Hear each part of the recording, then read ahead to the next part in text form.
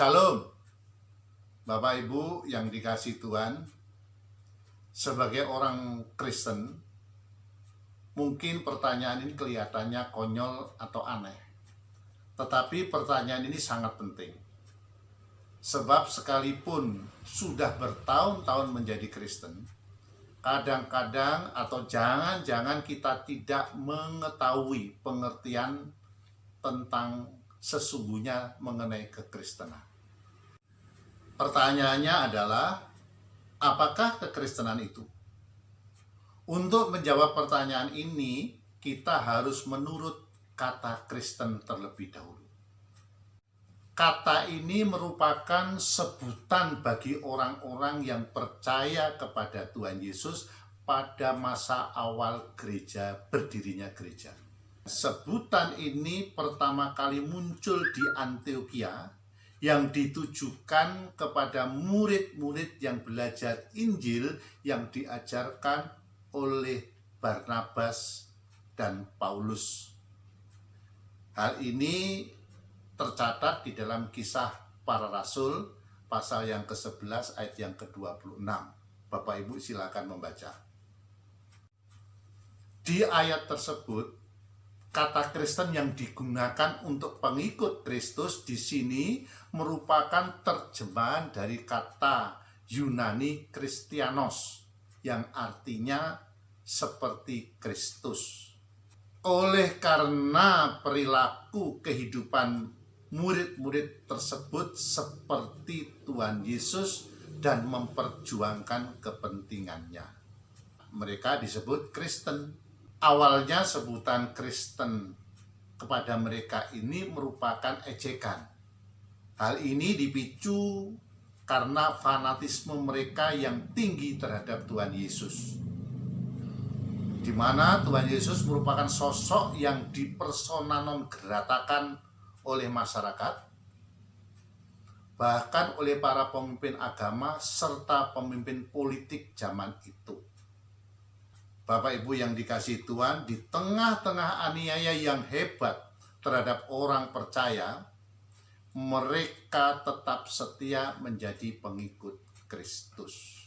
Berbeda dengan murid-murid di Antiokhia, dewasa ini banyak orang merasa sudah menjadi Kristen hanya karena mengaku dengan mulut bahwa Yesus Kristus adalah Juru Selamat dan Tuhan.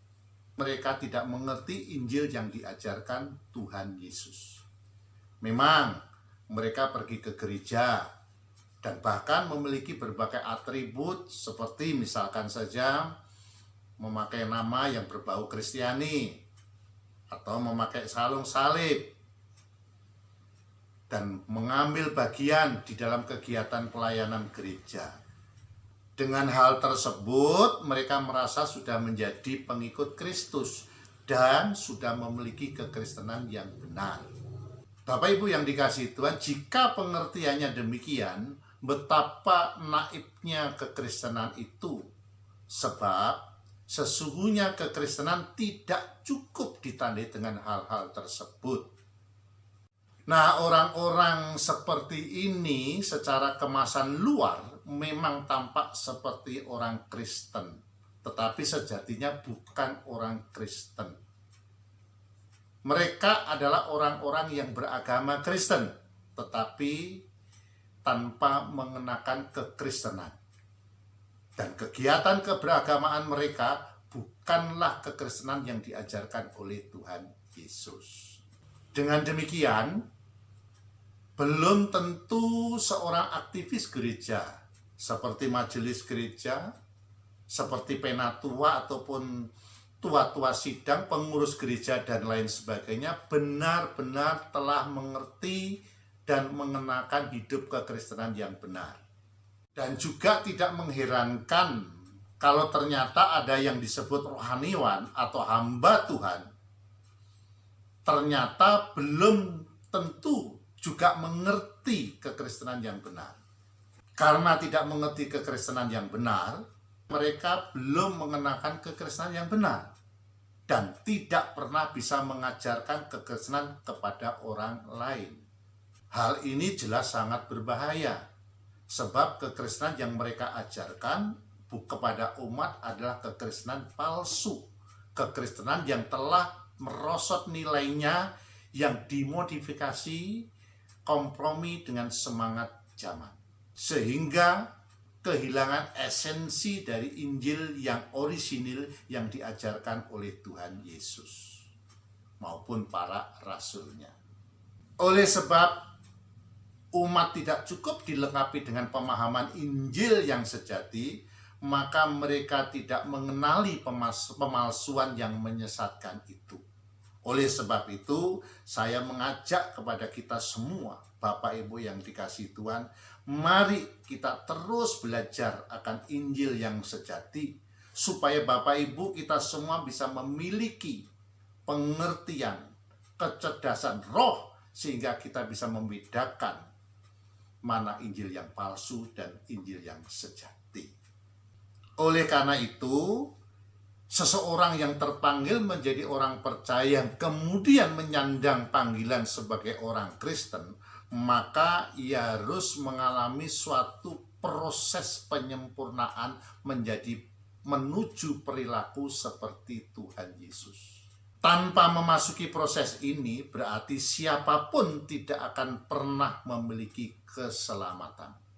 Bapak Ibu yang dikasihi Tuhan, proses mengalami pembaharuan perubahan untuk serupa dengan Tuhan Yesus ini merupakan ciri utama seorang Kristen yang tidak bisa diganti oleh siapapun dan oleh apapun. Oleh karena itu, hendaknya seseorang tidak merasa sudah menjadi hidup kekristenannya sebelum mengalami proses keselamatan dalam kehidupan pribadinya secara terus-menerus dan berkesinambungan. Proses keselamatan yang benar-benar berlangsung itu akan ditandai dengan perubahan secara signifikan yang dapat dirasakan oleh orang itu sendiri dan orang lain di sekitarnya, dari perubahan yang paling kecil sampai kepada perubahan yang sangat radikal. Dengan demikian, Bapak Ibu yang dikasihi Tuhan, kalau seseorang menjadi Kristen, berarti ia akan mengarungi kehidupan yang lebih sulit. Menjadi orang Kristen itu menjadi lebih sulit, sebab harus masuk ke dalam proses penyempurnaan karakter sampai serupa seperti Kristus. Nah, perjalanan hidup inilah yang disebut kekristenan. Pada dasarnya kekristenan itu adalah proses perjalanan hidup orang percaya untuk terus-menerus mengalami perubahan karakter sehingga bisa mengenakan gaya hidup yang diperagakan oleh Tuhan Yesus ketika mengenakan tubuh daging seperti manusia 2000 tahun yang lalu. Ini sudah diberikan teladan contoh oleh Tuhan Yesus. Bapak Ibu bisa baca di dalam Ibrani pasal yang kelima ayat yang ke-9. Di mana di situ dikatakan Tuhan Yesus sudah mencapai kesempurnaannya. Artinya apa? Bahwa Tuhan Yesus mengalami juga proses penyempurnaan. Dan proses penyempurnaan dilalui melalui perjalanan dari Nazaret sampai Golgota. Dia setia sampai mati, bahkan mati di kayu salib. Dan proses perjalanan hidup seperti itulah yang sangat disukai oleh Bapa. Makanya hati Bapa berkenan kepada Tuhan Yesus.